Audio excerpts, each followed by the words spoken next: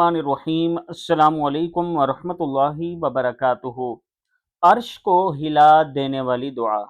فرشتے مدد کو اتریں گے اگر آپ یہ دعا پڑھتے ہیں۔ آپ اپنے رب پر یقین رکھیں اور صبح و شام یہ دعا پڑھ کر اللہ سے مانگیں، اللہ تعالیٰ آپ کی تمام مشکلات آسان فرما دے گا۔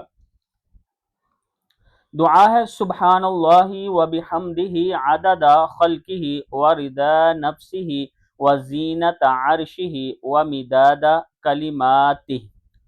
عرش کو ہلا دینے والی یہ دعا ہے، صرف 3 دفعہ پڑھ لیں یا ہر نماز کے بعد 3 مرتبہ پڑھ لیں۔